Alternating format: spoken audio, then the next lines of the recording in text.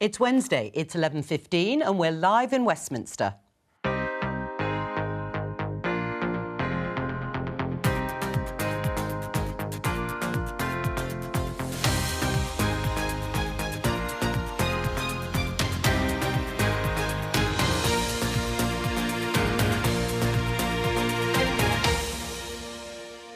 Joining me today, Conservative MP Brendan Clark-Smith, the Welsh Economy Minister Vaughan Gething, journalist and broadcaster Aisha Hazarika and Emily Carver from Conservative Home.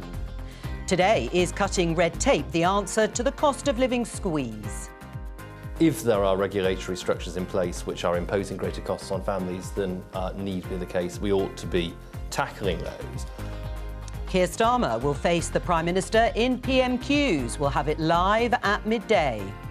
And Boris Johnson says underperforming public services with a post-COVID manana culture should be privatised.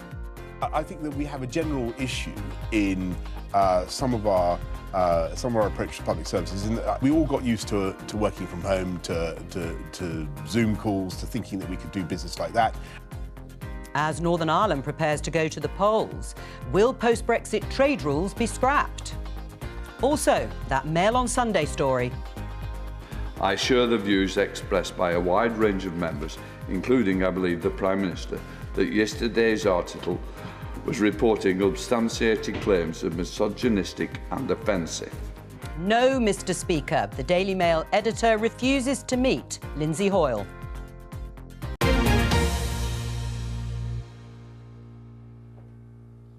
More of that later on in the programme. Let's start with this headline in the Daily Telegraph.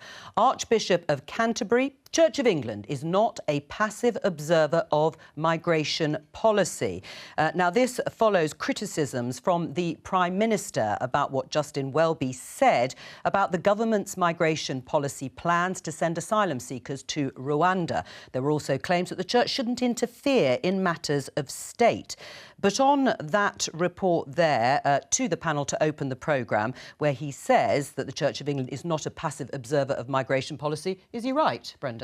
Well, people are entitled to their opinions, Jo. I believe in free speech, and if the Archbishop of Canterbury wants to say that as his personal opinion, then I'm perfectly fine with that. But the same as me as a public figure, you expect to be challenged and you expect to have to explain that. Now, I would personally say that our policy is actually excellent. I think it's actually the humane thing to do as well. Remember, people are dying in the Channel, and we've got to do something about that. We can't just keep the status quo. We can't leave it as it is. We've actually taken decisive action to do that, and that's why we've introduced things such as the Rwanda policy and a new plan for immigration. Oh, so you didn't agree with colleagues who said that actually the Church just shouldn't get involved or comment on matters of state?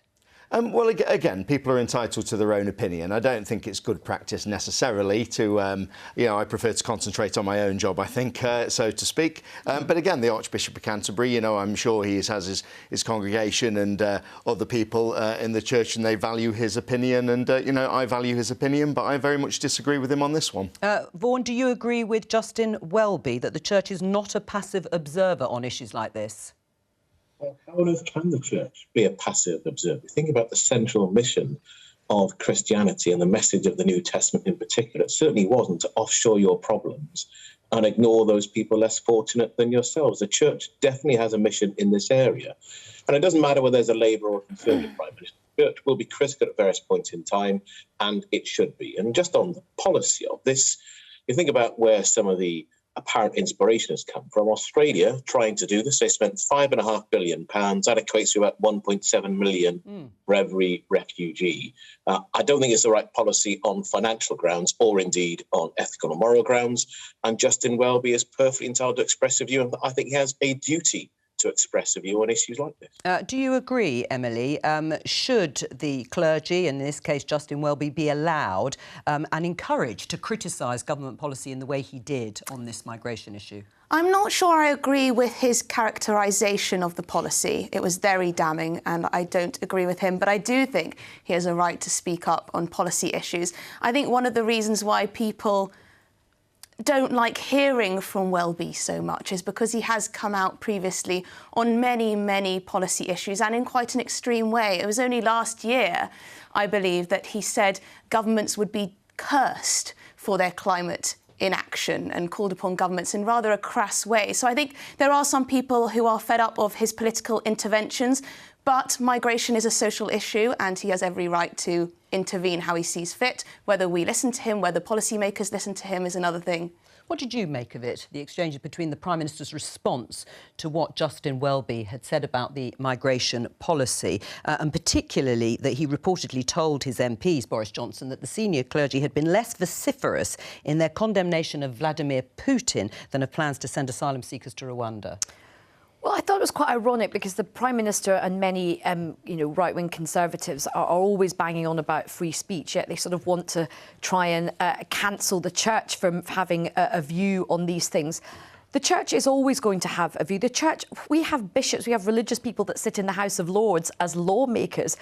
And we have a society where actually we, on the one hand, right-wing Conservatives say, look, we should have more religion in our lives and in public life. And then on the other hand, it's like, well, hang on a minute, if you disagree, shut up.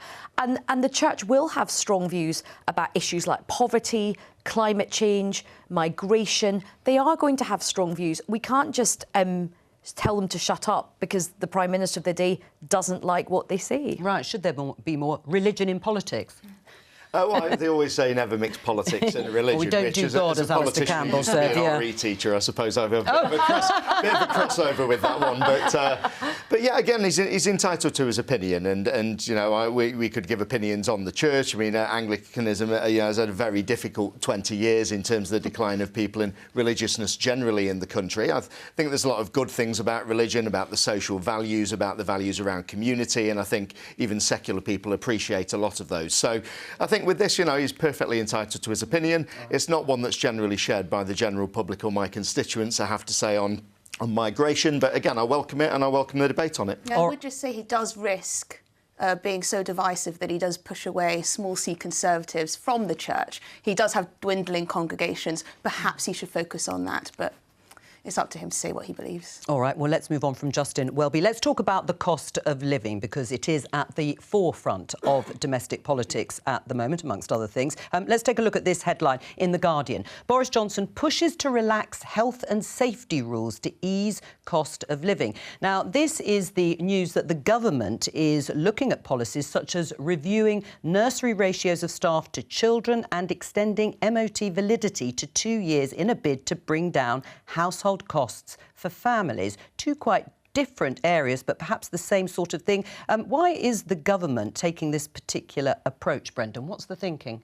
Well, there's a £22 billion package that's already gone in to support people, but I think this is trying to think out the box as well. It's not always just about spending money. It's actually cutting those rules, those regulations. Doesn't mean putting safety at risk or anything like that, but there are plenty of innovative things that I think we can do that can actually cut the cost of living for people. Right. I mean, when you say it's not going to affect safety, how do you know? Well, this is the thing. I mean, rather than getting into any specific policies as such, I think the general principle that we should regulate less, we should only regulate when we need to, we should get out the way with people, and we should stop putting barriers in front of them. I think that's a generally good Conservative principle. So it's going back to that rather than just throwing money at everything, really. Right, cutting red tape. This is a strategic change to find solutions to ease the cost of living without spending any more money. Do you welcome it on things like childcare? No, not at all. And I think I've been around politics long enough to know that this kind of cutting of red tape has been going on. It's as old as the hills, and I was a young press officer at the Department of Trade and Industry back in the day. What, if anything, what we have learned in the last few years, whether it's Grenfell Tower, whether it's PPE with COVID, actually health and safety and regulations are actually quite a good thing. It's not all PC gone mad. It can actually save people's lives. And if you listen to the experts on this, there's a reason why there's a ratio. Small children particularly are very difficult to look after. Nobody wants to be in the position where their child comes back with like a head injury because, they've not been properly looked after. So I think what this goes to is it's a bigger story of real and understandable panic in the government. And democracies are facing this all across the world right now. Inflation is a problem. Huge cost of living crisis. What the government should be doing is pumping more money into childcare. But the childcare ratios in this country are the highest in Western Europe, the lowest in Western Europe, i.e. you have a ratio that does not allow many children per teacher, per child carer, and that obviously pushes up the cost of childcare. People are spending, 30% of their income on childcare. Is prohibiting some women from getting back into work, even if they want to do so, because the finances just don't add up for them and their household. This is good thinking. We need to be looking at regulations that perhaps are driving up the costs of childcare. No, because listen, look at Scandinavia. We always talk about how fabulous Scandinavia is. They don't set these childcare ratios at these levels. They also have so much more money that goes into childcare. You're absolutely right about the punishing costs of childcare. Why is it then that so many Sure Start centres were cut? They were seen as a real achievement. They helped so many people get a great start in their early intervention. Has proven to be really good for children. It allowed women to go back to work. We need well-paid, good quality, universal childcare in this country.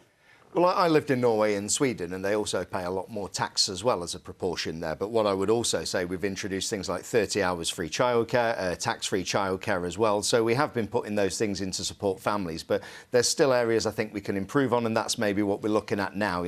What are the providers telling us? What are the problems that they've got? What are their biggest hurdles? So I don't think there's anything wrong with necessarily ruining that, because at the end of the day, they are the experts in their fields, and we want to hear what they've got to say. Absolutely, we should listen to them. And what a lot of them do say is they need more funding, but I think we need from government. We don't see childcare as infrastructure. We should see it as social infrastructure. We see infrastructure as road, rail. Childcare and adult social care should be part of that infrastructure to help look after people, but to help parents get to work as well. Vaughan, is it right that the government should be looking at, they would say, more creative, imaginative ways to cut costs by looking at things like cutting red tape and regulation where they deem it safe? Oh, sorry, Vaughan. I'm just start again. We just missed the beginning of you there. I don't have a problem with saying, are there creative ways to help families through the cost of living crisis? But actually, the problem here is that you reach for the most obvious distraction point rather than dealing with the central issue of how you put money into families' pockets. And that's the challenge, because it's the deliberate avoidance of financial support for families that is really an issue here. And on childcare, it's devolved inwards, and we won't be cutting the ratios because there's no evidence that will improve the quality of the childcare or the availability of it as well. It's both about how you support parents who want to work or need to work, but also the quality of the provision itself makes a huge difference for children themselves as well. And our vision is high quality childcare that is also affordable. There's nothing in this floating of a proposal that will do anything to advance that. We won't be doing it here in Wales. Right. I just wish the government would focus on the main issue, is how you support families and do something practical about it, rather than what is a fairly transparent distraction job. More money, not cutting red tape, Emily, is going to really help families with cost of living issues. Well, I think we constantly, when we look at the cost of living, we always look at how the government can spend more to make people's cost of living Well, they've done quite a lot of that recently, down, haven't they? and they've done a huge amount of that. But I think it's right for the government to look at the ways in which they are raising the cost of living. Look at the tax burden, look at regulation on planning law, which is people can't afford to live where they've lived all their lives because of the cost of housing. So something needs to be done on that, and it is regulation that is driving up the costs. Right, well, Torsten Bell from the resolution... Oh, sorry, go on, Vaughan. Yeah, go on, Vaughan. Planning regulation is not the reason there's a challenge with home building. It's the willingness to invest in home building that is going to be affordable, and that includes social housing as well as a mix of... problem of supply across the board. To say it's about deregulating the planning system, well, that is entirely the wrong answer to a very real problem for families right across the UK. Emily? No, we have a supply crisis in housing across the board, not just when it comes to social housing. Michael Gove was about to make changes to planning that were much needed, and he decided to roll back because we have such strong NIMBYism in this country, particularly in some Conservative seats, and it makes it near impossible for governments to make changes on this. But that is what is leading to such high costs. Supply isn't there to meet demand, and we need to make it easier. I just think we have to take a step back and look at the bigger politics. I think the reason why there has been this cabinet meeting, which, to be honest, sounds like a scene from the thick of it, which was everybody... Well, we all got a briefing. Everybody... We got a long briefing about what was actually going to be said. Come up with an idea to save money, but which doesn't cost money.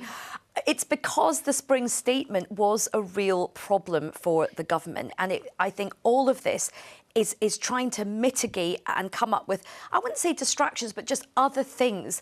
you cannot, when you're in a cost of living, I know Emily has, a view on this. When there's a cost of living crisis, newsflash, the government does have to spend money to alleviate the cost of living crisis.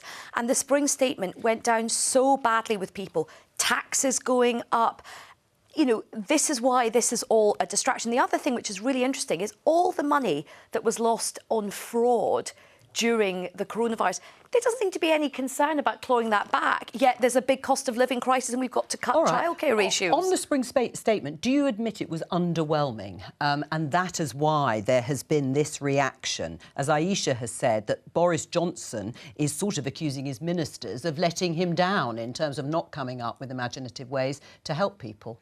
Well, I think, bear in mind, we're going to have another Queen's speech soon and so on. The government are going to put some plans out in front of us. And, of course, the world is changing quite significantly at the moment. I mean, people's energy bills being a prime example of that. A couple of years ago, we wouldn't have thought we'd be in the situation we're in. Before that, of course, before COVID came along, we had lots of plans as well. So I think we have to be adapting to the situation that we are actually in. None of these are actually concrete policy proposals. They're just ideas that have been floated.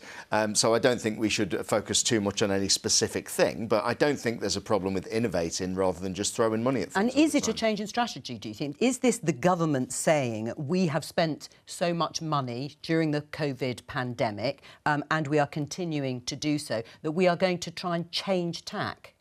Well, I think you've got to have sustainable public finances, yes. And, of course, we spoke about the tax burden earlier. That's something that we obviously want to get down at some point as soon as possible. The Chancellor's already spoke about doing that. But, yeah, why not? I mean, it's not always about spending money, as we've said. We're innovators and, I like a small state in the state to actually get out of the way on a lot of things. And I think there's a long way we can still go with that. Right, well, what's wrong with that, Vaughan? Because there will come a time when the public finances will take centre stage in terms of trying to restrict funding and the levels of money that are being spent by government because it had such a central role during the COVID pandemic, and it'll be the same in Wales.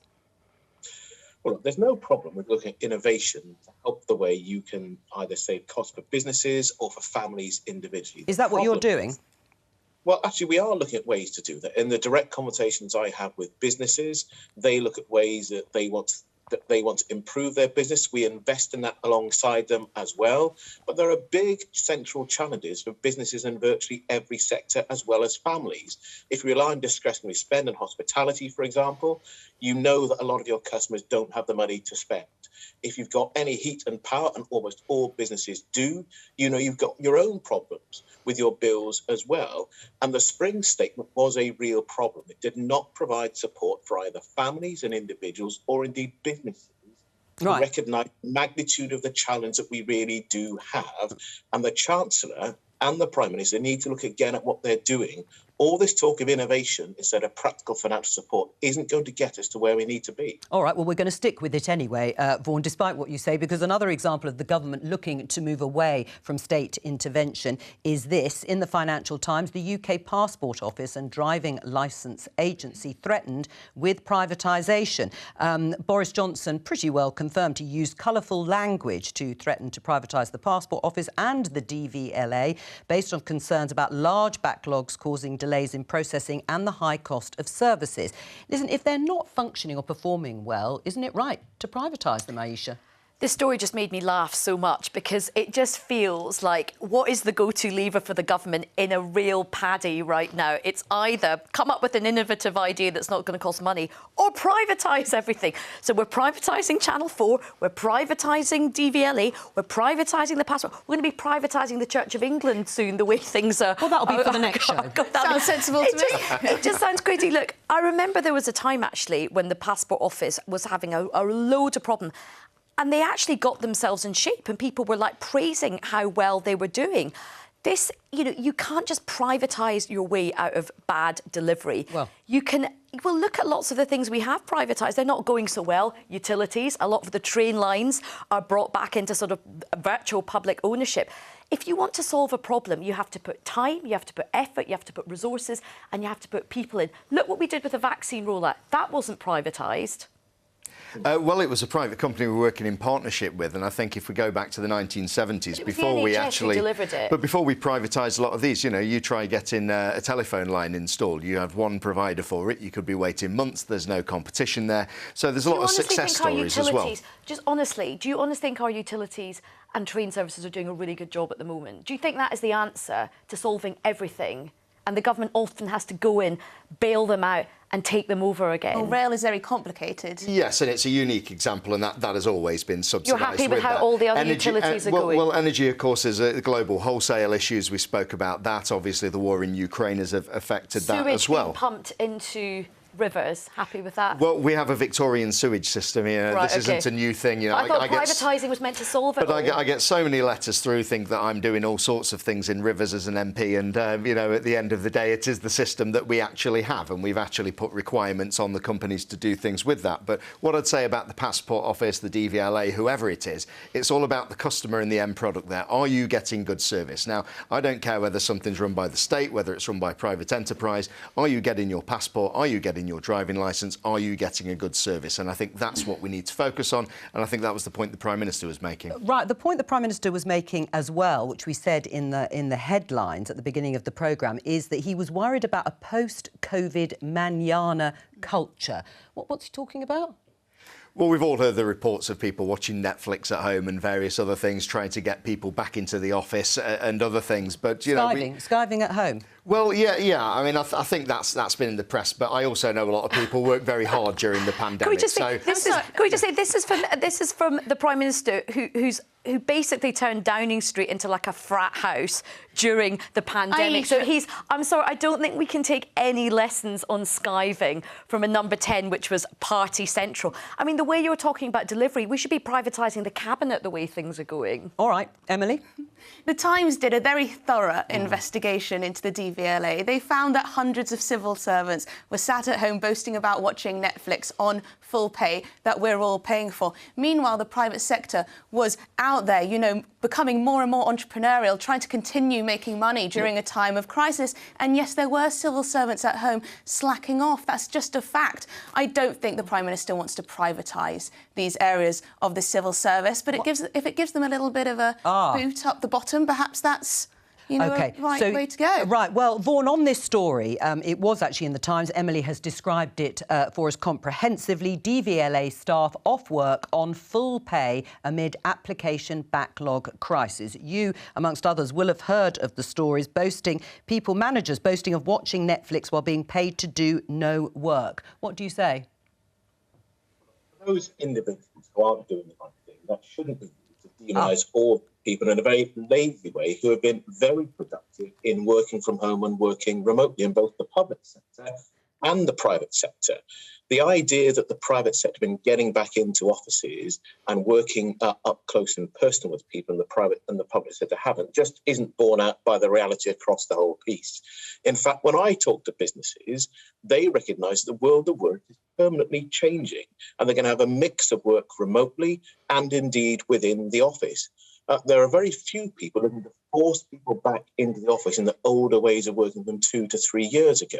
So actually it just doesn't reflect where the private sector are, never mind what a high-quality public service should be that has proper standards you expect of people when working from home or remotely, as well as when they're in the office. And that isn't the answer to improving the quality of service either at the DVLA or indeed at the Passport Office. I have no problem with hybrid working, people working from home if it's found to be efficient and productive. But at the moment, it's taking 20 weeks to get a power of attorney approved. That's vulnerable people waiting for processing to be done. It's unacceptable. We can't be waiting these lengths of times. You wouldn't accept it in the private sector. You can get groceries delivered to you round the clock in 5 minutes. You wouldn't accept it, and we can't accept it in the civil service. And clearly, there's either mismanagement or people are slacking off. I actually do agree with Emily. I think there is mismanagement and there's ministerial mismanagement. So, you know, I was a civil servant for a long time before I was a political advisor.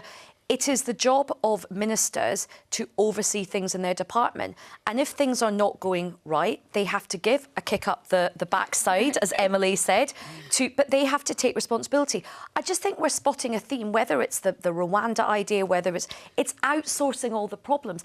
And, you know, being a minister is a lot of responsibility. You do have to have oversight of things. And that does involve, you know, putting a shift in to sort things out. Right. I mean, one point, Vaughan, your sound isn't brilliant. Just to explain to the audience, we can hear you. It just sort of dips in and out, but we're going to persevere anyway. But to you, isn't the Welsh Government partly to blame for the backlog at the DVLA due to the stricter restrictions which prevented workers from going back to the office, to its headquarters in Swansea? No, that's rubbish. We had restrictions in place around how people could and should work from a public health point of view. And as I've said, many parts of public service and the private sector worked really effectively in that way. And in fact, many parts of the public service and the private sector have found efficiency and productivity gains in doing so. There's a broader challenge. Well, hang on. A broader challenge in the culture of the DVLA that has nothing to do with remote working. Right. Well, to try to say that's the answer is really just asking the wrong question. What's wrong with it? Well, I'm sorry about that, but I'm going to ask it anyway. But what's wrong with the culture? What's your view as to what's gone wrong in the DVLA? Because clearly something has. Well, if you listen to both sides, there's plainly a challenge within the workplace between the workforce and managers. And as Aisha and indeed as Emily have said, there's a challenge in effectively managing that service, whether people are in the office or indeed working remotely from home. Privatisation won't resolve that. And trying to say everyone must be in the office is going to cause different... But our viewers might be asking, why can you be so sure? Why couldn't privatisation work? Well, what would you actually gain from privatisation of the DVLA? To have to go through the process of doing it, the challenges up to staff, but then the data challenges you have of who's going to control that data, where it's going to run. And actually, you can effectively run public services that are efficient and have productivity gains within them, as we've seen in a range of areas. The idea you can't effectively reform and improve a service, it's a public service, just isn't borne out by reality. And as I've said, many parts of the private sector have seen real efficiency and productivity gains from remote working. It's why a number of businesses are already changing expectations about how they work, and the clock isn't going to be turned back on that. All right. Well, let's talk about the sort of split, the divide over working from home, because it's a divide that is obviously going on in Cabinet, Brendan. Which side are you on? Jacob Rees-Mogg, who's supposed to be finding all these Brexit opportunities and efficiencies, has said or left that note on the desks of civil servants saying, "I'm sorry I missed you. You must have been out when I popped in to find out how you were doing," challenging this notion of working from home, that the civil service should be back at their desks, to Nadine Dorries, the Culture Secretary, saying actually it's about productivity. Whose side are you on?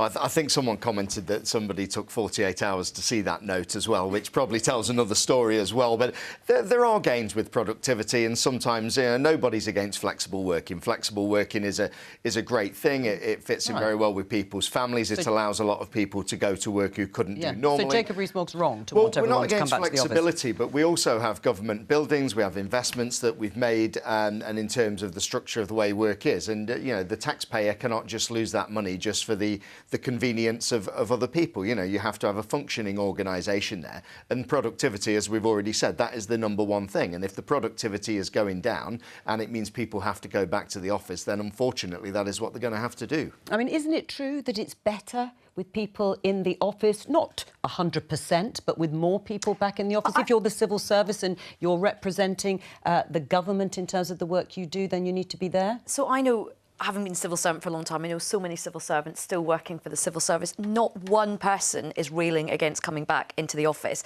This is like a sort of phony conflict that's been set up. Either just work from home, lying around watching Netflix, or be in the office all the time. No one is saying that. What most people are wanting is a common sense hybrid. As Brendan has said, most businesses, most organisations are operating a hybrid system. But I will say this: most civil servants I knew put an absolute shift in during the pandemic. They were working so hard. So I think it is quite unfair. And also the government is trying... This is the thing I don't understand. Having been a civil servant and a special advisor and worked with ministers, you do want to have a good relationship with your civil service. You do well as a minister. If you have a team with your civil service, you feel you're on the same side. You work really hard.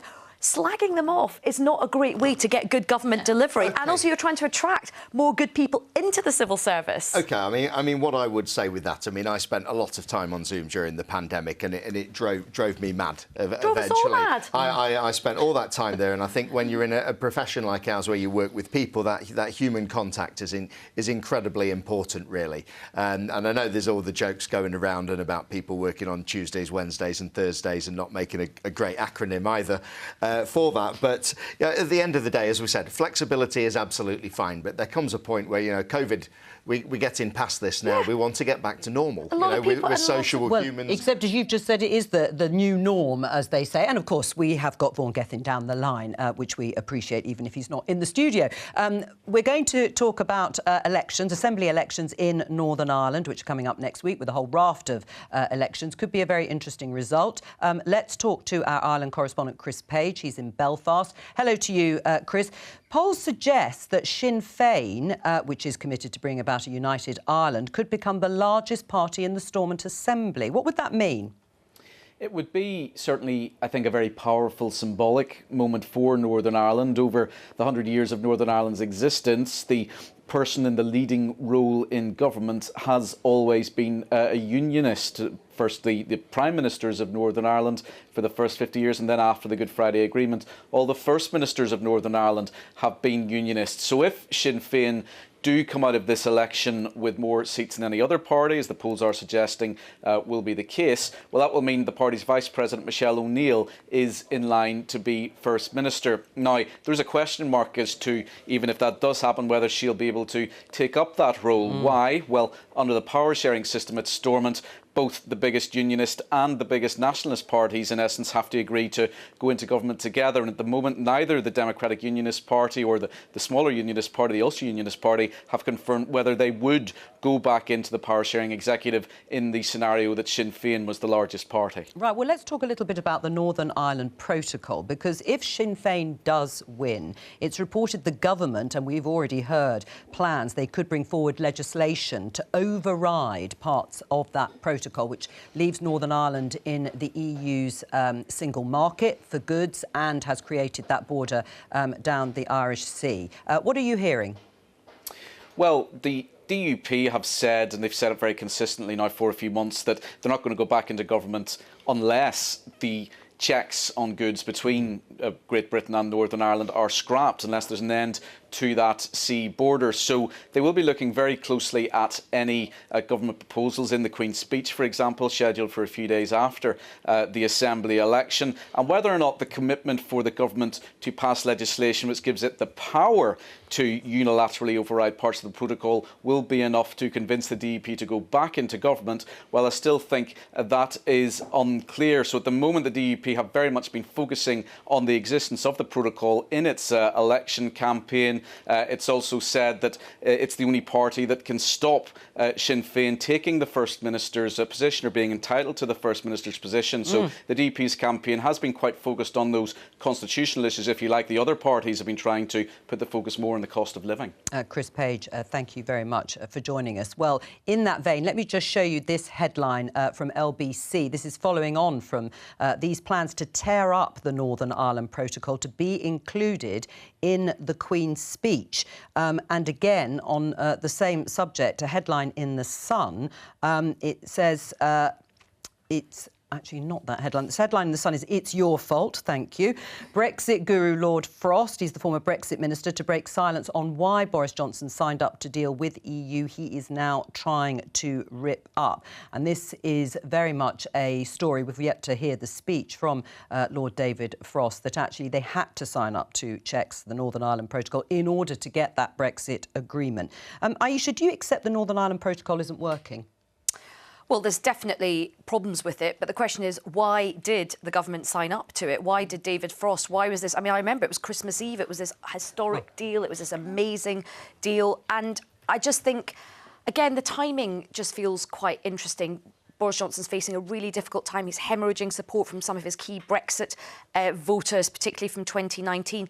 To me, this feels like a very convenient row to have again. And also, what are the consequences? A trade war with Europe? Brendan?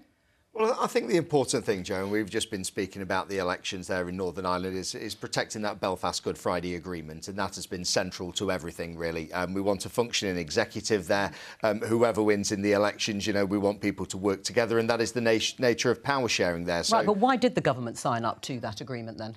Well, I think, first of all, obviously, getting Brexit done. Northern Ireland, there is a unique situation there that we had to deal with. We always said this is not going to be a long-term solution for it, and the Prime Minister has said that he wants to keep all the cards on the table there. He's not actually ruled anything out. So I think it's right that they review that. There's obviously some things that aren't working at the moment, and that does need sorting out, and that is why it's being looked at again. Why was it signed and it was hailed as a great deal? It was hailed as a fantastic deal. A deal that everybody was proud of. Emily? There was flexibility written into that deal. There was an agreement on both sides. In terms of the checks that would be carried out? That if it wasn't working, that it could be changed and amended. The EU have been very obstructive on this. My hope is that now Macron has gone through the elections, he no longer has to play so much to nationalistic instincts and can be a little bit more flexible, because at the end of the day, Emily, the idea, it was written into this agreement that it must protect the Good Friday Agreement. It isn't, so let's change it. Macron was helped in his election by using Brexit. They don't care about Brexit. They've got much more important things to be focusing on. All right. Brexit is not a priority. I'm going to ask Vaughan Gethin, just briefly on the Northern Ireland Protocol. Do you agree it's not working? And if it's not working, then it should be changed? Well, the problem is it all depends on your political starting point, whether it's working or not. Part of my responsibility in government is that we're looking to create border control posts in our ports that face the island of Ireland. That's an inevitable consequence of the form of Brexit that was chosen by the UK government. And you can't get away from some of the basics. You either have a border that flows freely in Northern Ireland and the Republic, where you don't have checks, that has consequences, or you have what we have at the moment with, we're due to have checks that are going to be starting from the start of July from goods coming from the island of Ireland. Now, there's about getting ready to do that, but actually that has much wider consequences. And this is the deal that the UK government signed up to. It's the deal that Lord Frost negotiated, the deal that was endorsed by the UK government. I want certainty for businesses who are trading, and of course, I want to see peace on the island of Ireland. Right. I mean, Brendan, do you agree very briefly, should it be changed, the Northern Ireland Protocol, or overwritten altogether? Well, it doesn't work at the moment. I think there are some serious issues with it, and that's why we're reviewing it. But again, it was never meant as a long-term solution. It was a short-term solution for a very specific problem, and that's why I think we're right to revisit it. We're going to pause now as I welcome viewers from the BBC News Channel to Politics Live. And it's just about 7 minutes away from Prime Minister's questions when Boris Johnson will face Keir Starmer. And right on cue, we have the BBC's Deputy Political Editor, Vicki Young, to take us up to Prime Minister's questions. What do you think Keir Starmer will go on today, bearing in mind he'd been criticised for focusing too much energy and time on parties at Downing Street? Yeah, well, I mean, I think he wants to do both in an ideal world, doesn't he? But I think today, I would imagine, with us being so close to the May local elections, that he would focus on the cost of living, because in the end, that probably is what people care about most. It's not that they don't care about what's going on in Downing Street and rule breaking and law breaking and all the rest of it, but on a day-to-day basis, that's got to be, I think, what people care about most. Now, the question is, what tack does he take on this, I guess? It's, you know, coming up with ideas. You know, what was interesting yesterday, all that talk in the Cabinet about what could be done, and lots of people saying, well, this is just small fry and they're going to have to do much more than that. But actually, I think Cabinet Ministers even talking about it and coming up with proposals, even if they are seen to be small, if they change, you know, they can save people a few £100s here and there, people are going to welcome that. So I think Keir Starmer needs to not just criticise, he probably needs to have his own proposals as well. And then there's a much wider issue, of course, from Tory backbenchers about what should be done, including more cuts to tax. And the Prime Minister's response to that, I think, could be quite intriguing. Well, we're going into the chamber, as I say, in about just over 5 minutes or so. But can I draw your attention to this story that has just been revealed in The Sun? It says, Porn MP, Tory MP caught watching porn in Commons chamber by disgusted colleagues. Can you tell us about it, Vicki? Yeah, I don't know much, I have to say. I'm trying to stand up the fact that this might have happened, but also, interestingly, it's the Mirror and the Sun both now reporting this. But they talk then about a meeting which took place with dozens, it sounds, of Tory female MPs where this was raised. Now, I'm trying to stand up whether that happened and what was said. And, you know, obviously, again, goes to the heart of, you know, the atmosphere, I guess, the atmosphere in Westminster. Now, we don't know the circumstances of this. We don't know, obviously, you know, who it was, who reported it. But the fact, according to there, that it was reported by a female MP who had seen this, you know, I think it just suggests that, you know, speaking out about it, not letting this kind of behaviour carry on, if it's true, is possibly, I think, the thing that's changed most in the last 20 years, actually, that it's just not acceptable and people are prepared to say it's not acceptable and in some cases maybe even name the people who have been doing it. Brendan, I know you've only just heard this story, as have I. A reaction? I can't even get a Wi-Fi signal in the chamber. So, I mean, the thing that I'd say, that's unacceptable in any workplace, really. I don't think that's necessarily limited to the House of Commons. You know, it's if somebody has done that, then quite rightly, you know, I would expect there to be some consequences for that. I mean, I wouldn't want to be sitting next to somebody. I would feel very uncomfortable with that. Would you call it out, Brendan? Would you report it? Absolutely, yes. I don't think that's acceptable in any workplace. I think that's incredibly unprofessional, whatever it is. Again, really, I would hope that when people are in the chamber, they're actually concentrating on their job and what they're supposed to be doing and not their mobile phones. Culture in Parliament, in the chamber. We're about to talk about Angela Rayner and, of course, that Mail on Sunday story.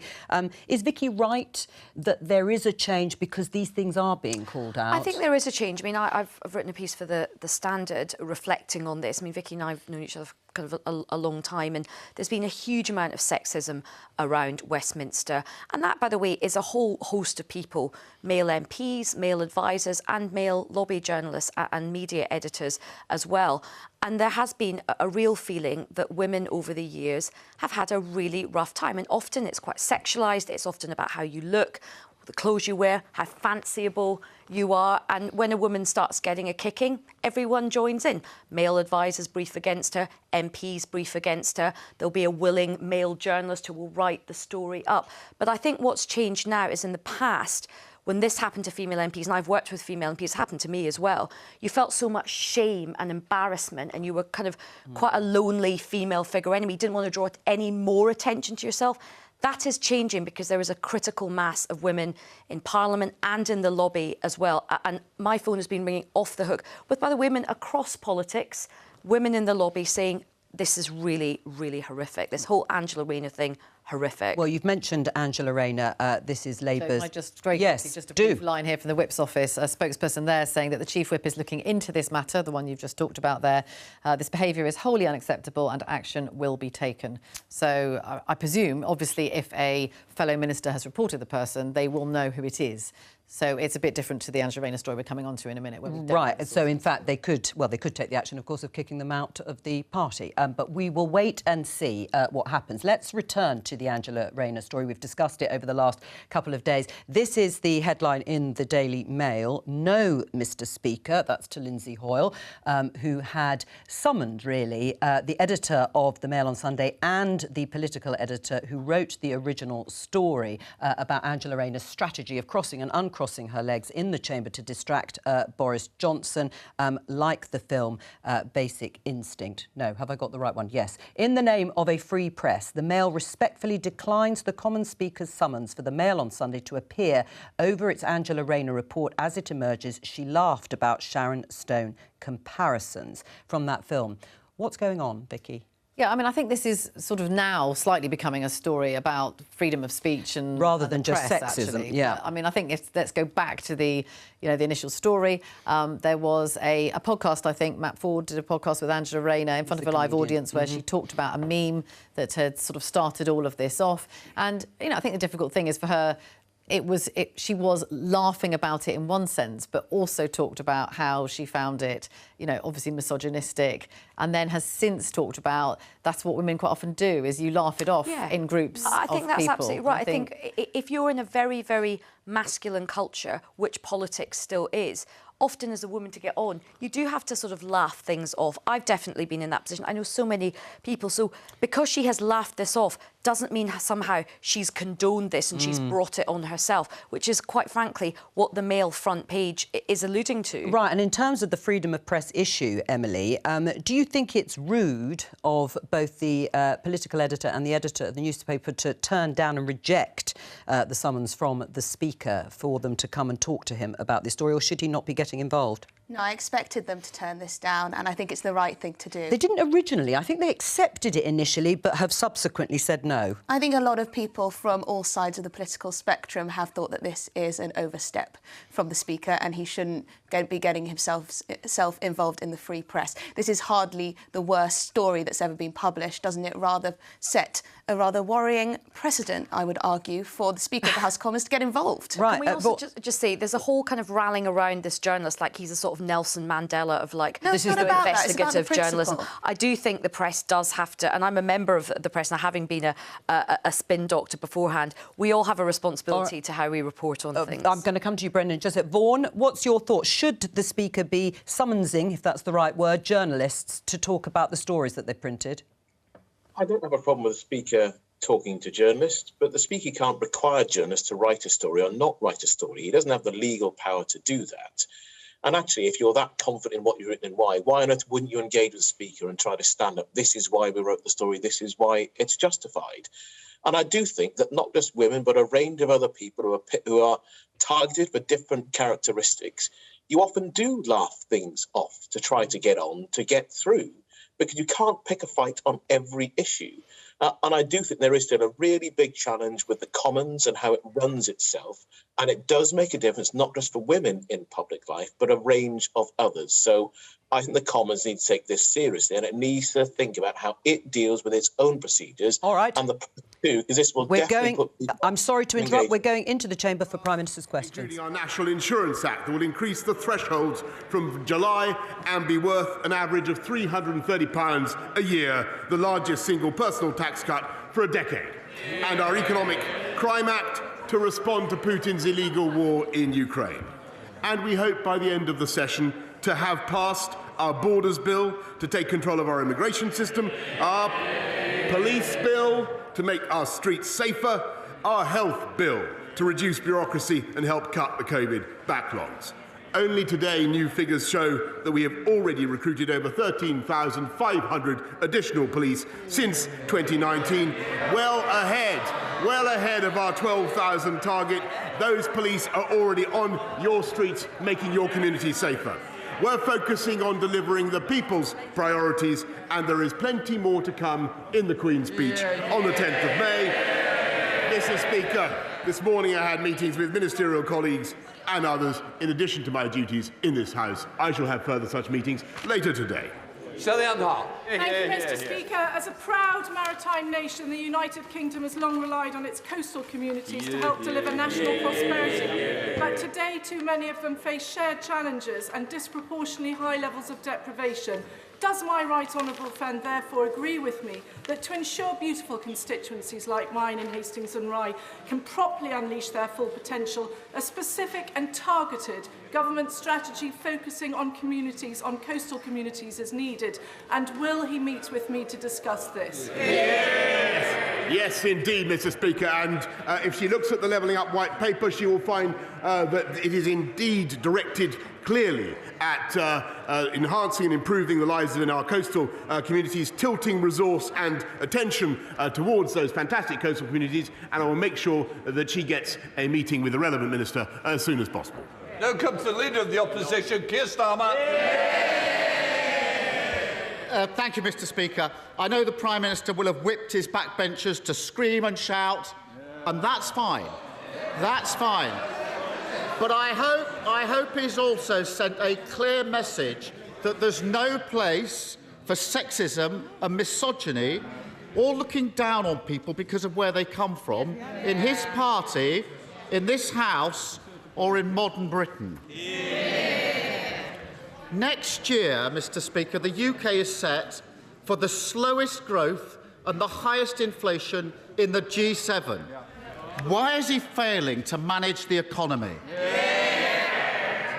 Mr. Speaker, well, let me first of all say, in response to what the right honourable gentleman has said about sexism and misogyny, that I exchanged messages with the right honourable lady over the weekend, and I repeat what I said to her. There could be absolutely no place for such behaviour or such expression in this House, and we should treat each other, Mr. Speaker, frankly, with the respect that each other deserves. So, and on his point about the economy, yes, of course it is true that there is a crisis of global inflation around the world, but this government is tackling it with all sorts of ways that you would expect, Mr. Speaker, helping people with the cost of their energy, British energy, far more, by the way, than the Labour will put in, a British energy security strategy to undo the mistakes of previous Labour governments, Mr. Speaker, but above all, making sure that we have the fastest growth in the G7 last year, which would not have been possible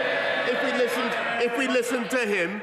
And if we listened to him, we would have frankly never have come out of lockdown, Mr. Speaker, in July last year. And never forget, Mr. Speaker, that no Labour government has left office with unemployment lower than when they came in. Mr. Speaker, he sounds like the comical alley of the cost of living crisis. He pretends the economy is booming, but where there are problems, they're global. But in the real world, our growth is set to be slower than every G20 country except one, Russia. And our inflation is going to be double the rest of the G7. Does he think that denying the facts, staring him in the face, makes things better or worse for working people? Mr. Speaker, the facts are, as the IMF has said, that the UK came out of COVID faster than anybody else. That's why we had the fastest growth in the G7 last year. That would not have happened, Mr. Speaker, if we'd listened to Captain Hindsight. And if he studies their forecast, we will return to being the fastest by 2024 and the fastest in 2025, Mr. Speaker. That's what the IMF's forecasts say. He asks about, read it. He asks about working people, Mr. Speaker. This is the government, this is the party that supports working people. Unlike them, with the biggest increase, yes, I'll tell you what's going up. The living wage is going up, Mr. Speaker, by record amounts. Employment is going up, Mr. Speaker, by record amounts. 500,000 more people. They don't want to hear that. Let me give them the figures. 500,000 more people in paid employment now than there were before the pandemic began, and youth unemployment at or near record lows. Under Labour, just to remind you, everybody, under Labour, youth unemployment rose by 45%. Mr. Speaker, this must be the Oxford Union debating skills we've been hearing so much about. Failing to answer the question, rambling incoherently, throwing in garbled metaphors. Powerful stuff, Prime Minister. Here's the problem. It's not just his words that are complacent, it's his actions as well. The cost of living crisis was blindingly obvious months ago. But he said worries about inflation were unfounded. And he backed a tax-hiking budget. Does he think that his choice to be the only leader in the G7 to raise taxes during the cost of living crisis has made things better or worse for working people? Mr. Speaker, as I've just explained to the House, and I'll repeat it once more, this government and our Chancellor cut taxes on working people.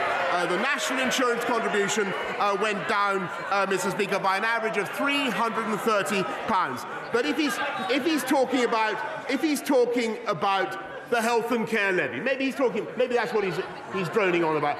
Look at the health and care levy, Mr. Speaker. That is what is enabling us to pay for 50,000 more nurses, to pay for clearing the COVID backlogs. How tragic, how pitiful that the party of Bevan should now be opposed to that investment in the NHS, Mr. Speaker.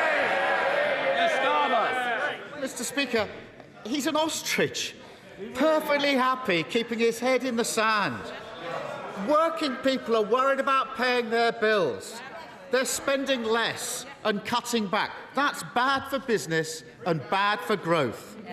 Working people are looking for help. But this week, millions will look at their payslip and see a tax rise with his fingerprints all over it. Does he think that his 15th tax rise has made things better or worse for working people?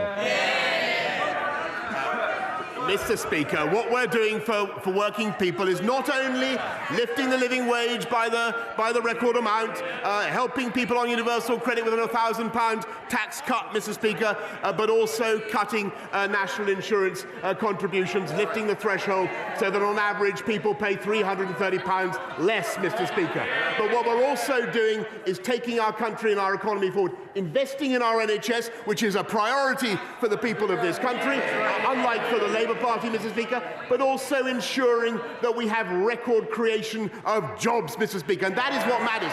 High-wage, high-skill jobs. 500,000 more. They don't care about jobs, Mr. Speaker. We do. We do. We believe in high-wage, high-skill jobs, and that's the answer for the economy. Keir Starmer. Mr. Speaker, it's as if he's only just waking up to the cost of living crisis.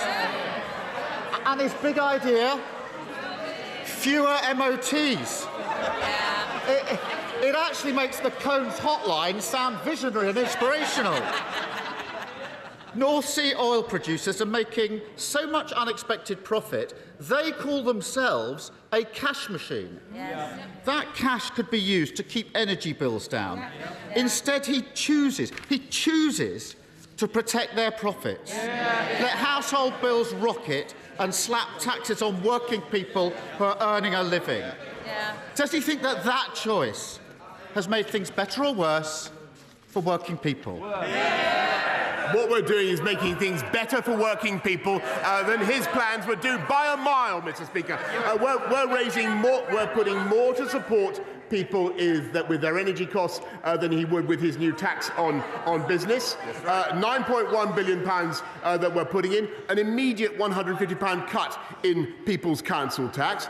Their thing only raises £6.6 billion. And what it does is it clobbers the very businesses that we need to invest in energy to bring the prices down for people across this country. Clean, green energy, the wind farms, the hydrogen that this country needs. And what this government is also doing, Mr. Speaker, is reversing the tragic, historic mistake of the Labour Party in refusing to invest in nuclear. We're going to have a nuclear reactor every year and not a nuclear reactor every decade, which is what we got under Labour.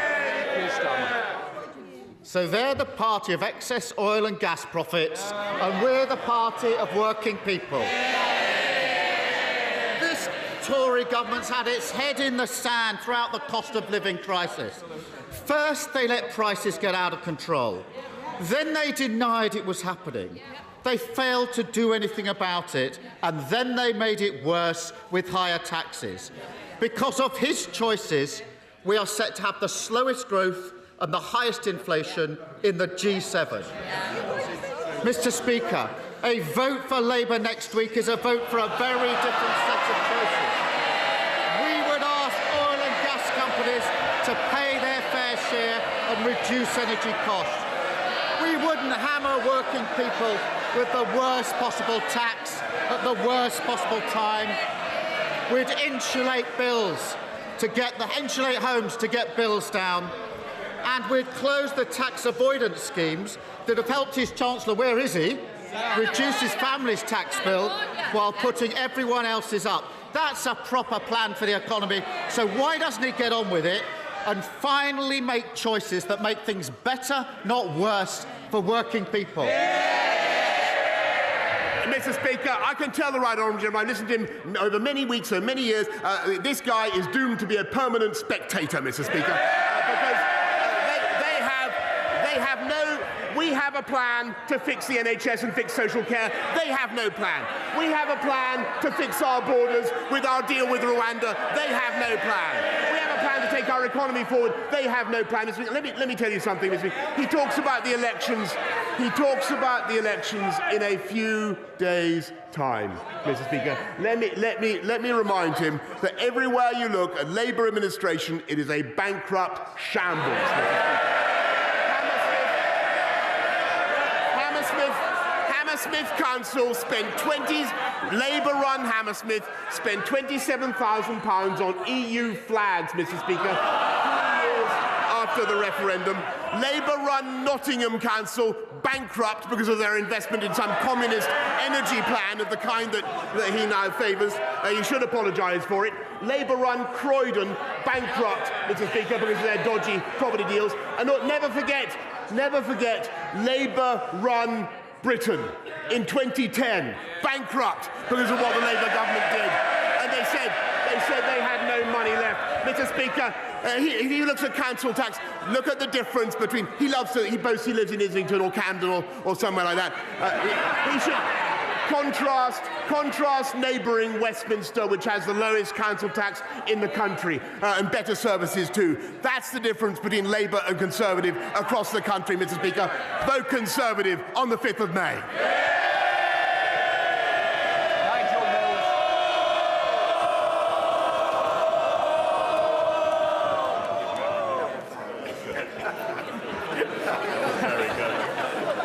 Would the Prime Minister join me in welcoming the huge step forward in the regeneration of Hena Town Centre in my constituency by the successful purchase of the rundown old grammar school building using the government's Towns Fund money this week? And would he agree that's exactly the sort of local delivery people should be voting on in next week's local election? My honourable friend is entirely right, and those are the issues on which people are going to be voting. And as I said, they're going to be voting for better value, for better services and lower council taxes, and I hope they'll be voting Conservative. Now comes the Leader of the SNP, Ian Blackford. Thank you, Mr. Speaker. And can I associate myself with the remarks of the Leader of the Opposition and the absolutely disgusting misogyny and sexism that was witnessed by the Deputy Leader of the Labour Party. That should shame us all, what has happened over the last few days. Mr. Speaker, this morning, the Trussell Trust confirmed that 830,000 children across the UK are being left to depend on emergency food parcels. So instead of convening a Tory talking shop at Cabinet, the Prime Minister should be acting to help those children and help families through the cost of living emergency. If he is genuinely looking for ideas to tackle this Tory-made crisis, he'd be wiser to look beyond his Cabinet colleagues, who of course know that he won't be there for very much longer. So, as a parting gift, here's an idea for the Prime Minister. The Scottish Government has introduced and now doubled the game-changing Scottish child payment of at least £1,040 a year, helping those families who are being the hardest hit. Is the Prime Minister prepared to match this payment across the UK to help families through this emergency? Mr. Speaker, what we're doing to help families, and of course it's important to do everything we can to help families in a tough time. And that's why we've massively increased the funds available to local councils to support families that are having a particular hardship. The Holidays and Activities Fund, now running at £200 million, is there as well. We will do everything we can to support families throughout this period when we're dealing with the aftershocks of the COVID pandemic, Mr. Speaker. But if I may say so, I think this is another example, and he may not appreciate me pointing this out, but it is true. There's another example of the vital strength of our economic union and the importance of support from the UK Treasury, which is what he gets. Ian Blackford. My goodness, Mr. Speaker, we have children facing poverty. The Scottish Government are responding by the child payment, and by the way, it will increase again later this year, and we get nothing. We get nothing but empty words from the Prime Minister. It was plenty of desperate pre-election waffle that we heard earlier, but I'll take it as a no. There is no support for hard-pressed families. It is clearer by the day that the Prime Minister's supposed plan to fight the Tory-made cost of living crisis is not only non-fiscal, it's non-existent. So, Prime Minister, I'll try again. Here are 3 other ideas for the Prime Minister that would help families with soaring costs right now. Scrap his national insurance tax hike, reverse the Tory cuts to universal credit, and match Scotland's 6% benefits rise instead of imposing a real-term cut. Three things that will make a difference to millions of people. Has the Prime Minister come to terms with the reality that if he fails to act now, the voters will send him and his sleaze-ridden party a message by voting SNP next Thursday? Mr. Speaker, we're helping families up and down the country with the universal credit. He asked about universal credit.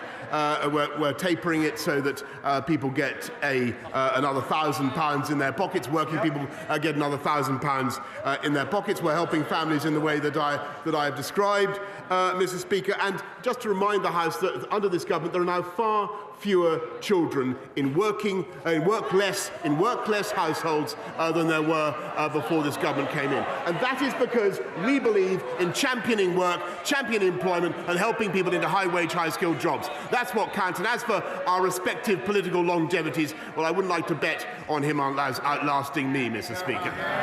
Laura Farris. Thank you, Mr. Speaker. Last April, the Berkshire West CAM service received an additional £120 million to tackle waiting times for autism and ADHD diagnoses. 12 months on, they have outlined a general ambition to reduce delays, but have set no targets or timescales for improvement, with some families still waiting 2 years for their child to be seen. Does my right honourable friend agree that when significant investment of public money is made, people have the right to know how and when services will be improved? And would he support my campaign for a 12-month maximum wait for any family in West Berkshire seeking a diagnosis of this kind? She's absolutely right, and it's a great campaign that she's running. Mr. Speaker, and the government is indeed providing the funding to improve autism and learning disability services, but it's also important that people get the diagnosis that the assessment that they need within 12 weeks, and the measures in our health and care bill will approve local accountability for those services. Sir Geoffrey Donaldson. Thank you, Mr. Speaker. The Road Haulage Association has confirmed that the cost of moving goods from this part of the United Kingdom to Northern Ireland has risen by 27% in the first year of the operation of the protocol. The Irish Sea border is harming our economy. It is undermining political stability in Northern Ireland. Next week, the people of Northern Ireland will go to the polls to elect an assembly. What hope can the Prime Minister give to the people of Northern Ireland that this protocol will be removed and that Northern Ireland's place within the UK internal market will be restored? I thank him very much, and I think that what the whole House will want to support is the balance and symmetry of the Good Friday Agreement. That's what really matters. That's a great legacy for all of us, and it's vital that the protocol or that the arrangements we have in Northern Ireland should command the support of all sides, and that's what this government will undertake to ensure. Ben Bradley. Thank you, Mr. Speaker. I'm grateful to the Prime Minister for the additional funding and support that Mansfield has received over recent years for education and skills, for tackling crime, and for our town centres. We'll be bidding into the Levelling Up Fund as well this spring. Mansfield residents now want to see the tangible outcomes of those capital funds for the town centre. So could my right honourable friend look seriously at how we might help accelerate the process, often lengthy process, of getting from successful funding announcement to spades in the ground so that my residents can benefit from those investments? My honourable friend is a fantastic champion for Mansfield and indeed a wider area. I'm delighted that Mansfield was awarded £12 million as part of the Towns Fund. I can't endorse any specific project, but the next round is coming up shortly and will be announced in the autumn. Caroline Lucas. Thank you very much, Mr. Speaker. 56 members of this House are under investigation for sexual misconduct, and that includes 3 of his cabinet ministers. The Prime Minister has just rightly said that there can be no place for sexism and misogyny in this House. So can he now confirm whether he considers that sexual harassment, apparently unlike bullying and lying, is grounds for dismissal under the Ministerial Code? Thank you, Mr. Speaker. And of course, sexual harassment is intolerable, and it's quite right that members should now have a procedure by which they can bring that to the attention of the House authorities. And I think that's a good thing. And of course, it's grounds for dismissal. Brown. Thank you, Mr. Speaker. Financial scams have grown dramatically in recent years and are now the most common form of crime, harming millions of families every year. Most of them are enabled by online platforms such as Facebook and Google that make vast profits from advertising fraudsters. Does my right honourable friend, the Prime Minister, agree with me that those companies that profit from promoting fraud should help pay the cost of fraud, and that online platforms should compensate victims that they help create? And will he work with me to achieve that end? Look, I have to say, Mr. Speaker, to my honourable friend who I've known for many years, I think this is typical of his creativity. We are going to look at exactly how we could make that kind of measure work. I think it's important that we proceed with care and get it right, and I'm going to make sure that he has a meeting with the relevant minister in DCMS as fast as possible. Vicki Foxcroft. Thank you, Mr. Speaker. Hundreds and thousands of people are still shielding. They're living in fear of COVID as they know the vaccine hasn't mounted an antibody response for them, and they remain at increased risk of serious illness or death. There is hope, though, Evershield, which gives immunocompromised people 83% protection for 6 months. Sadly, the government hasn't ordered any of this, despite the MHRA giving approval on the 17th of March. Now, I appreciate the Prime Minister might not have all of the details to hand, so will he meet with me to talk about this life-saving and life-changing drug? I thank her very much, and I think she's absolutely right to speak up for those who are shielding and who are anxious, and we're doing everything we can to protect and to reassure them. On Evershield, we are evaluating it at the moment, but I will make sure that she has a meeting as soon as possible with the Department of Health. Thank you, Mr. Speaker. My Conservative council in Kensington and Chelsea charges £500 less council tax than neighbouring Camden Labour. And it has 4 times as many bin collections. You haven't misheard. £500 less, 4 times as many. Does my right honourable friend agree with me that everyone who wants low council tax and good services needs to vote Conservative? Mr. Speaker, do I agree with my honourable friend? There is not a syllable with which any sensible person in this country could possibly dissent. Thank you, Mr. Speaker. Last week, the Daily Telegraph, not normally a paper that I read, but I did read this headline that said Northern Ireland could be forced to follow EU rules on COVID tests. The Chancellor told the House that Northern Ireland could benefit from moves to scrap VAT on energy efficiency measures because of the protocol. So now the protocol's restrictions threaten the shortage of COVID tests in Northern Ireland. So can I ask the Prime Minister, the financial cost of the protocol can be measured, but the true cost in relation to VAT, to medicines, to COVID tests and damaged relationships is much, much greater. When is the government and my Prime Minister going to restore our place in the United Kingdom? I thank you very much, and there is clearly an economic cost to the protocol. And that is also now turning into a political problem and an imbalance in sentiment about it. We need to rectify that balance for the sake of the Good Friday Agreement on which this country depends. Paul Holmes. Thank you, Mr. Speaker. By 2025, Liberal Democrat Eastleigh Borough Council will have a debt of £650 million, which stands at £6,300 for every resident in Eastleigh. Does the Prime Minister think that it is acceptable for this council to become a speculative property developer? And what advice would he give to my constituents next week to put a stop to this casino council and its profligate ways?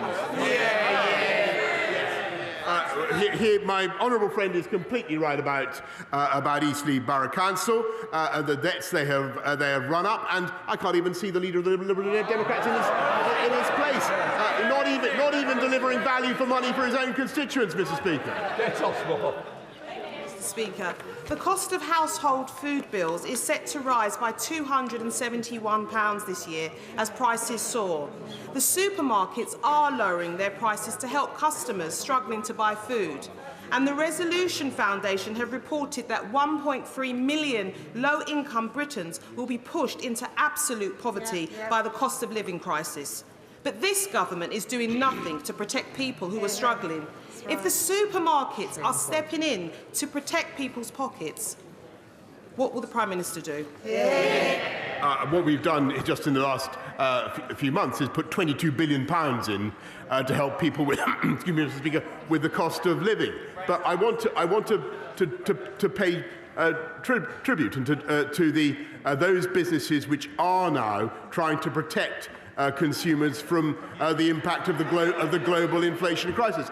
And the fact is that many businesses now do have the cash reserves, not to take prices, as they put it, but to shield consumers from the impact, and I hope that they do so. Stride. Mr. Speaker, I've recently been contacted by my Ukrainian counterpart, the chair of the Ukrainian Treasury Committee, with some ideas as to how we can further tighten the screw on the Russian economy, particularly through the international tax regime. And I was, of course, able to affirm the full support of the Ukrainian people from right across this House. And also, the gentleman concerned, of course, knows the work that my right honourable friend has done to promote sanctions internationally. But would he consider meeting with me to consider these new proposals that are being brought forward so that we make sure no stone is unturned in facing up to Putin's vile regime?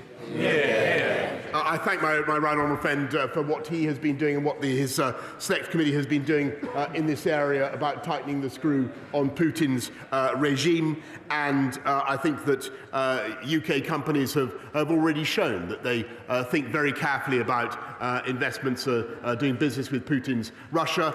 We put a ban, as he knows, on all new outward investment in Russia, Mr. Speaker, but I'm very happy to make sure that further ideas from my right honourable friend should be transmitted to the government and to have the meeting as soon as possible. Jeff Smith. Thank you, Mr. Speaker. Last night we learned that the Home Secretary put the member for Wakefield on an expert panel offering advice on sexual exploitation. At the time, he was under a police investigation following allegations he assaulted a minor, for which he's since been found guilty. He sat on this panel long after the Conservative Party had received a complaint from his victim. Isn't the Prime Minister ashamed that his party didn't take the victim seriously and put someone who abused a minor in such an important position? And does he wish to take the opportunity to apologise to them? Mr. Speaker, I believe that the Home Office has already made a statement about it, and if there's any further comment to make, they will be making a statement. Bell. Thank you, Mr. Speaker. Mr. Speaker, Newcastle Underlying Borough Council has secured millions of pounds of government investment for our high street. But we do have a problem with persistent antisocial behaviour on the high street. And so therefore, would my right honourable friend, the Prime Minister, welcome the recent appointments of a new Chief Constable for Staffordshire, a new Borough Commander for Newcastle, and the fact that Newcastle will get its own dedicated response unit? And will he also set out what further measures the government is taking to combat crime and antisocial behaviour? I thank my honourable friend, who is an avid champion of his constituents, and wait and see. And Mr. Speaker, I can tell him. I think maybe he missed what I said earlier on. But we're now running at 13,576 more police on the streets of this country as a result of the actions taken by this government, and tougher sentences as well, Mr. Speaker, opposed by the party opposite. Cracking down on drugs gangs, Mr. Speaker, when that party is soft on drugs. I think the Leader of the Opposition said he would decriminalise, he didn't want people with Class A drugs to face prison sentences, Mr. Speaker. I think I heard him say that. And, of course, cracking down on cross-channel migrant gangs, Mr. Speaker, on people who risk the lives of migrants in the English Channel. We're cracking down on them, and as far as I know, they would scrap the agreement, the economic and migration partnership with Rwanda, Mr. Speaker. We have a plan, they don't. Thank you very much, Mr. Speaker. 4.5 million people pay for their gas and electricity using a prepayment meter. They already pay more for their energy than direct debit customers, and the number of people who are disconnecting themselves because they've run out of money for the meter is increasing. What is the Prime Minister going to do to ensure that all of our constituents have a right to light and to warmth?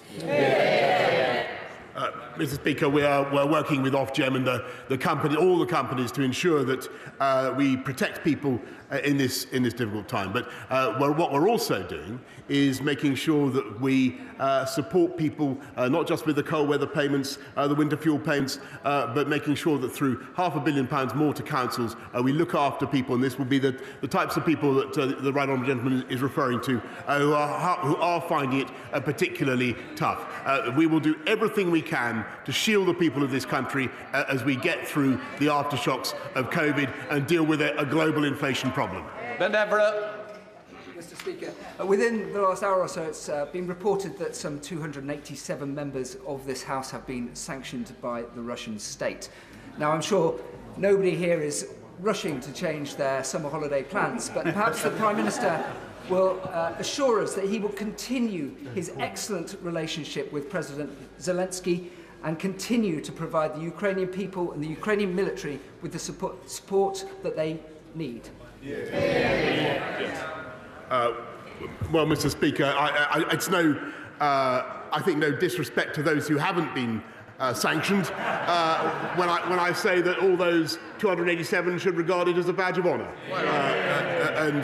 What we will do, Mr. Speaker, is keep up our robust and principled support for the Ukrainian people and their right to protect their lives, their families, and to defend themselves. That's what this country is doing, and that has the overwhelming support, I think, of the whole House. Final question, Daisy Cooper. Mr. Speaker, today a court has found that the government acted unlawfully when its policies led to the discharge of untested patients from hospitals to care homes at the start of the pandemic. The court also found no evidence that the former Health Secretary addressed the issue of the risk to care home residents of such transmission, despite the government insisting at the time that a protective ring had been thrown around care homes. The government has once again been found to have broken the law. Will the Prime Minister apologise to the families of the thousands and thousands of people who died in care homes in the first half of 2020?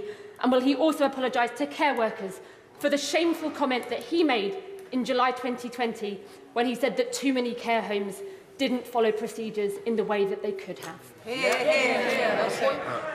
Mr. Speaker, of course I want to renew my apologies and sympathies for all those who lost loved ones during the pandemic, people who lost loved ones in care homes. And I want to remind the House of what an incredibly difficult time that was and how difficult that decision was. And we didn't know very much about the disease. And the point I was trying to make, to which she refers, is the thing that we didn't know in particular, Mr. Speaker, was that COVID could be transmitted asymptomatically in the way that it was. And that was something that I wish we had known more about at the time. As for the ruling that she mentions, we will study it and we will, of course, respond further in due course.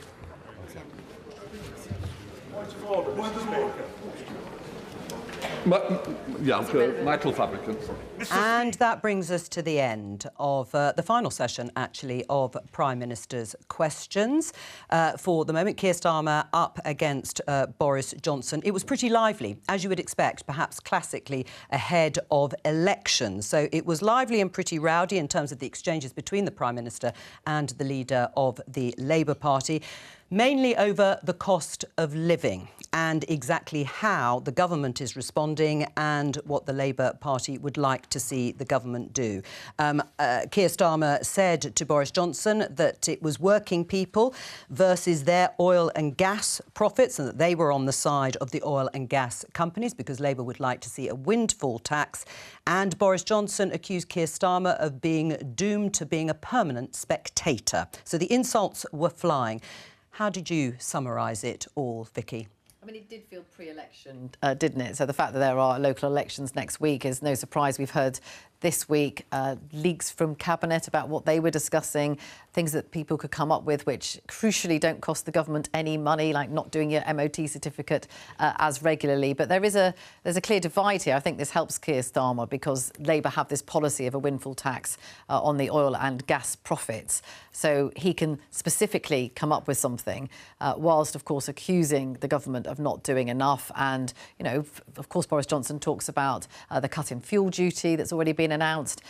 And then talking about tax rises, of course, national insurance changing, which is going to hit people. And this is obviously a huge problem for the government. And I think everyone does expect it to get worse because inflation is rising. Now, the government seems to be talking about it. We've done some things, but you're going to have to wait a bit longer for something else. The point, of course, many would make is that they need the help now. All right, well, let's introduce our guest for this part of the programme. Conor Burns, Northern Ireland Minister for the Government, Pat McFadden, Shadow Chief Secretary to the Treasury, and Kirsty Blackman, the SNP's Shadow Work and Pensions spokesperson. Welcome to all of you. Just before I address you all, another story, an astonishing story, just before we actually went to Prime Minister's questions. And this is about a Conservative MP allegedly caught watching porn in the Commons chamber by disgusted colleagues. It's been referred to the Chief Whip, Chris Heaton-Harris. Is there anything else that we know about this? Well, I'm told that the Chief Whip was informed about this last night. There's a regular meeting that he attends of Tory female MPs. They were all there having this regular meeting and it was raised. I understand it was a minister who allegedly saw this MP watching porn, and then that was corroborated by another MP who said they had also seen it. Now, I think the point about this is that this person clearly has been named. The Chief Whip knows who it is. So when they say that action will be taken, then, of course, that really does suggest that action will have to be taken because this obviously is completely unacceptable in any workplace. It is, as you say, it's almost unbelievable. Now, of course, whoever this is will have a right to reply. I'm sure the Chief Whip will be looking into that. But, you know, it just comes in a week where there's been an awful lot of talk about the behaviour in the House of Commons, in Parliament, about misogyny. It does seem pretty incredible that somebody would do this in the chamber. Also, I mean, this is a practical point, but, you know, people sit up in the galleries around. You can see you can see people's phones. Well, you can see what they're doing. It's almost unbelievable. I mean, is there any indication of whether it is a backbencher, a minister? I don't think it's a minister, but I haven't had that totally confirmed. It seems that it's an MP. There was some suggestion in one of those newspaper reports it was someone on the front bench. Now, it doesn't necessarily mean that that's a minister. Lots of people can sit on that front bench at different times. So we just don't know that at this point. But, you know, this sounds like one where, you know, we hear about leak inquiries, we hear about people trying to find somebody who's done something. This is slightly different because obviously two MPs, Tory MPs, a minister, in fact, have named this person to the Chief Whip. So they will be able to investigate this, you know, pretty quickly, I would have thought. Is there a problem of sexism and misogyny in the Conservative Party, Conor Burns? Because this follows very quickly on the back of an unnamed Conservative MP, again, talking to the Mail on Sunday and saying that Angela Rayner, the Labour's deputy leader, deploys a strategy of crossing and uncrossing her legs to distract Boris Johnson at Prime Minister's questions in the chamber. Well, Jo, if I may say so, I think in that one, I think there's a problem with journalism. That was an appalling story, and if I was a journalist, I would have been embarrassed that that story made its way in to the But my Mail. question is the there Prime Minister was very clear that was just utterly unacceptable and wrong, and that Angela Rayner, with whom I have huge political differences, should not have to tolerate that because she's in public life. It's wrong.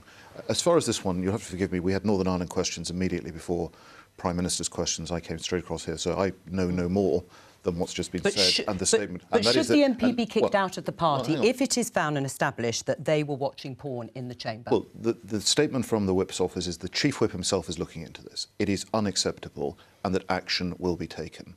I know no more than that, but that seems to be pretty clear that the Chief Whip himself is investigating. Should the whip be withdrawn? Should the whip be withdrawn from anyone found watching porn in the chamber? So I'm not even attempt to defend that. I'm not asking you to defend it, but I'm just asking you what action should be taken. The Chief Whip's job is to establish the facts, and if facts are established, then action should be taken decisively. Right. And will be. Yeah, but what action is that? I mean, you know, action could range from, being told off, a rap on the wrist, being expelled from the Commons for a certain amount of time. Should they just be kicked out the party? Well, I trust the Chief Whip to investigate it, establish the facts, and take the action. And I don't think that's his job. That's not my job. Discipline is the role of the Chief Whip and the Whip's office. What action would you like to see if a Labour MP, or any MP really, a Labour MP was found watching porn in the chamber? Should they be kicked out? I think you would probably see a suspension or a kicking out. And it strikes me, thinking about all these stories that we've had in recent days, is we seem to be being caught in a time warp. Times have changed. Wow. Women today are not going to put up with the kind of language and attitudes that would have been common years or decades ago. And most of those changes are good, but politics has to catch up. And at the moment, when I think about this in the round, not just this story, but some of the other things that were raised during Prime Minister's questions, it feels like we've gone back in time. That's not good for politics, it's not good for public service. So I think this is really serious, and we have to be living in the year 2022, not some time in the past. No, the question is, why isn't politics catching up? Why is the culture of Westminster still the way it always has been, it seems? It's just that we're finding out about it now. Well, the place is too riven with hierarchies.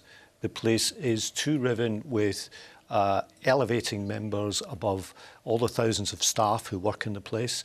And I think that needs to change. I think there needs to be more equality about that whole estate as a place to work. But I suppose I'd also say, terrible as these stories are, many people, most people in politics are in it for the right reasons, for public service and to try and do good.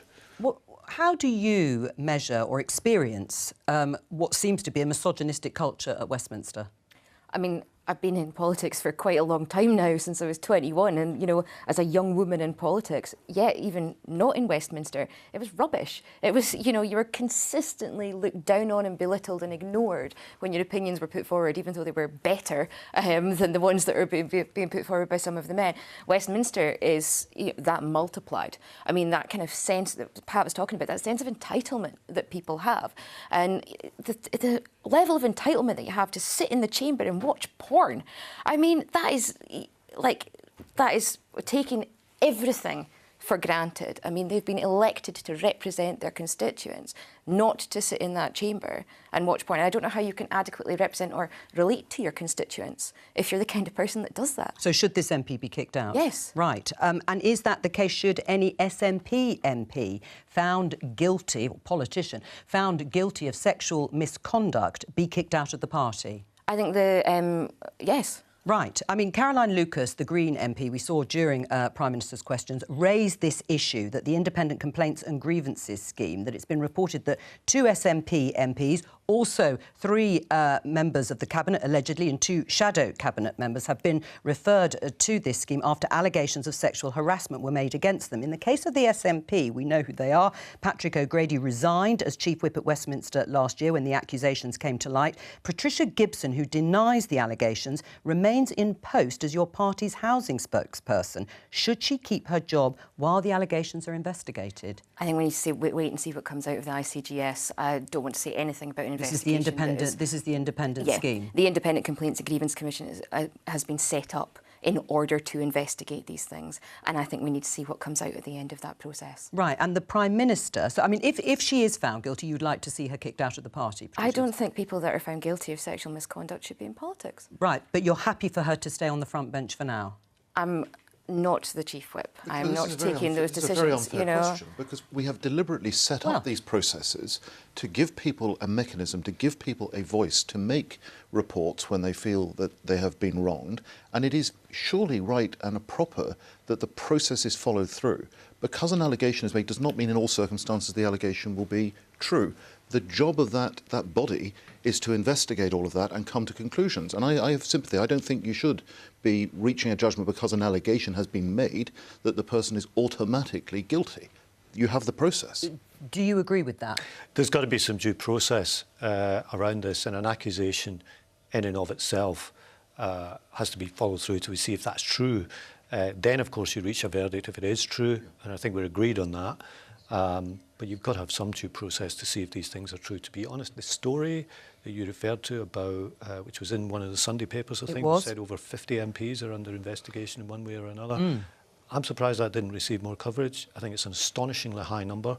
But as you say, these are allegations and due process is being followed, and in this case, Patricia Gibson denies the allegations. All right. The problem is how long this due process takes. And when we looked at this last year, I spoke to several people who were victims of sexual misconduct and worse. And they said, actually, part of the problem is it takes so long that in itself is incredibly harrowing and difficult. And if there are this number of MPs being investigated, well, that's only going to make it even more difficult to investigate quickly. Right, and difficult for those, as you say, who are under suspicion. In the case of the SNP MPs, we know who they are. Let's talk about the economy. As I said, the main exchanges were about the cost of living.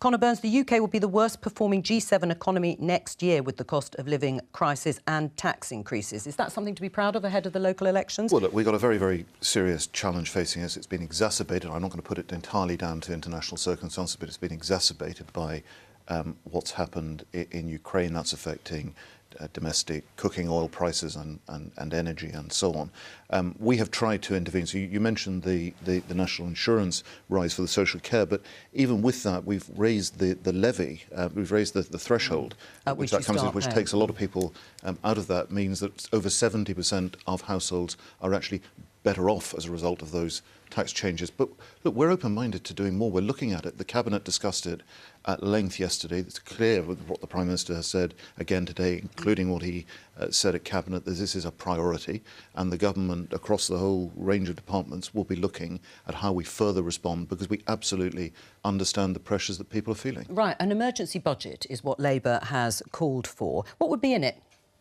What would be in it is first of all, to not proceed with the national insurance increase, which people are going to see in their pay packets this coming Friday.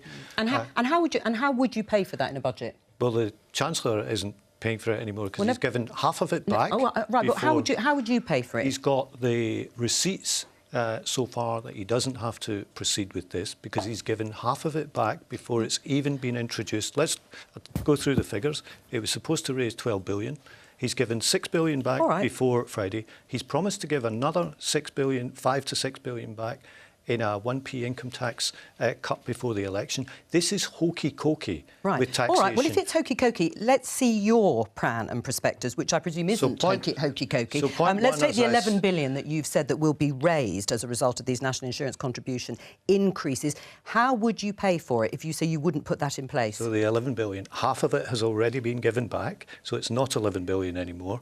Another half is to be given back in 2 years. So you want more money, but you want more money for the NHS. How would you raise it? This is the Chancellor having a conversation with himself about whether or not he's a tax cutter. Well, let's have a conversation about Labour's plan, because rightly or wrongly, you've been extremely critical of the government in terms of not providing enough help for people struggling to pay their bills in a cost of living crisis. You want an emergency budget. Budgets have to be budgeted and costed. How would Labour raise that money for the NHS? He's not raising it. That's the point. You keep asking me to give you a replacement tax rise for a tax rise that the Chancellor is already giving away. Right. So he's given half of it away this year. He's giving another half back in 2 years. So we don't have to keep replacing a tax rise that he is already abandoning. But there is one tax You cannot say the tax revenue on a tax cut in 2 years' time is lost in the 2 years Well, hang on, I'm going to come on to the black hole that Pat McFadden is talking about. The tax that we would put in place right now is a windfall levy on the excess profits of the oil and gas companies that are making a fortune from this global increase in energy prices. And we would use that money to get extra help, particularly to lower income people, to take £600 off these huge increases in energy bills that people are seeing. Well, both of you, but Kirsty first, what's wrong with that? Well, I think what's wrong with it is the fact that it's only targeting oil and gas companies. Oh, right, so you do, but you would be in favour of a tax on oil and gas companies? Keen on a wide-ranging windfall tax. On whom? Looking at Amazon, looking at companies that have made lots of money during the course of the pandemic, looking at these companies that have had huge profits as a result. So not just oil and gas companies, much wider than that. With the oil and gas companies, we need to make sure that we're supporting a just transition. OK, so the SNP, so you agree with Labour, with Pat McFadden, that there should be a windfall tax on oil and gas companies? There should be a wide-ranging windfall tax. I don't think it's fair to just target oil and gas companies. On a key sector in Scotland? There should be a wide-ranging windfall tax on those companies that have made lots of money during the course of the pandemic. Right. So the SNP were opposed to the windfall tax on oil and gas. Is that no longer the case? The SNP are opposed to Labour's proposal, because Labour's proposal only targets oil and gas, will massively hit the number of jobs, will hit the investment that there is in renewables, because it's entirely focused on one sector. But if it's wide-ranging, it would presumably include oil and gas. It would, hang on. It would include all those companies. Sorry, I'm confused as well. Can you just be clear for our viewers, Kirsty? Is the SNP in favour of a windfall tax on oil and gas companies and other companies, as you've mentioned, but are you in favour of that? The oil and gas companies that have made massive profits, excess profits during the course of the pandemic, along with all of those other companies. Right. Well, that is a change. Well, I think that should be having the. That's literally the amendment that we put forward to Labour's motion that they put in a number of weeks ago when it was debated in Parliament. All right. Well, so the SNP has signed up to Labour's policy, or an amendment to Labour's policy, then to tax those oil and gas companies. Why doesn't the government do the same? Well, we need those energy companies making investments to have security of energy supply, and as we diversify our energy resources, the key overriding thing to tackling this challenge is to have a vibrant, growing economy. Now, we've intervened to give the largest cash boost to the national minimum wage, the living wage, which came into force in April. We've got record numbers of people now on payroll. We need to continue with the policies that create economic growth. But Connor, there are going to be people struggling to find £300, £400, £500 if they're on fixed incomes and they're already struggling to pay their bills. Where are they going to find that money to pay for those increases in energy? That is why the Cabinet spent a large part of their meeting yesterday talking about ideas around this. Reducing MOT licences once every 2 years, that's £55 a year. It's not going to cut it. Well, no, but you have a cumulative range of things you can do. That are small interventions that add up to a bigger package. And the Chancellor has also been very clear that he is continuing to look and will come back with proposals as we go through. So there will be a sort of financial intervention, not just a cost-free. The key thing is we are hearing very clearly the challenges that people are facing in their lives, and we will respond to that. If you're hearing very clearly, why is the MOT thing even on the table, right? What people need is cash now, right? Cancel the energy loan, give them an actual money in order to be able to pay for the circumstance that they find themselves in. Actually step up. Don't bother reducing the cost of... We've got the energy rebate, we've got the council tax cut. And by the way, Thursday's elections is a very good way for people who pay council tax to ensure that their bills are kept low, and that's to vote Conservative, have Conservative councils who cost the voters more. Right. What energy rebate? Hang on. The energy... Well, let's just answer. The rebate, as you know, is for households A to D. This is council tax is going to be £150 and a £200. Oh right, well, a £200 loan. That, I presume, is what we're talking about. So it's a £200 loan. They've got to pay it back, and they've got to pay it back whether or not they get it. Absolutely, and that is for everybody. This is the debate that is going to rage on, isn't it, in the next few months, beyond the elections. And also some reports that it's raging in the Cabinet. Now, I think they're probably slightly overwritten because I think, Rishi Sunak would say that he is a tax cutter, despite what's happened this April. And I think, actually, the best thing for him is the fact that tax receipts seem to be higher than the predictions, which could well help him come the autumn. Now, I think we're not going to get much before that, and I think the debate is about when, really, rather than if there's going to be more help. He has also obviously pre-promised an income tax cut before the general election, so it seems to me it's more about when can they do something that could help at the polls. Some would say, actually, for maximum political impact, of course. Help people now because people are feeling it desperately. I'm just going to raise this story. We haven't got that long, unfortunately. BBC News, COVID, discharging hospital patients to care homes unlawful. This is in England. Connor, your response. It has been found to be unlawful. You'll remember the debate, the controversial debate about discharging people from hospitals, elderly patients, without testing for COVID, into care homes, which spread then like wildfire in a number of care homes. Jo, as I said earlier, I've been in Northern Ireland questions. I haven't actually seen It's a ruling this. from the High Court. Yes, I haven't seen it.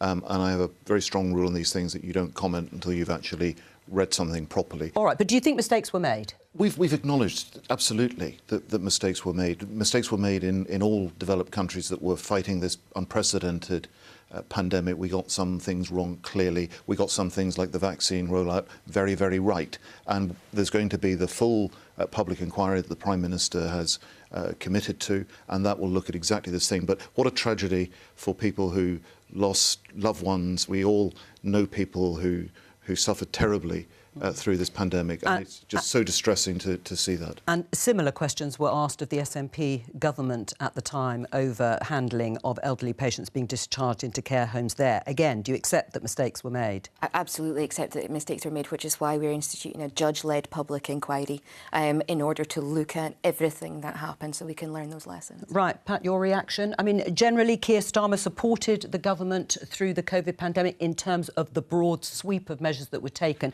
Do you accept that? But on this, we were very clear at the beginning of this, asking Boris Johnson about this statement he said about putting a protective arm around the care sector. Clearly that didn't happen, not only for this reason, but the government simply didn't keep their promises to get PPE to social care, and that caused a lot of damage at the time. That's all we have time for. Thank you to all of my guests. I will be back tomorrow at 12:15 with more Politics Live. Bye-bye.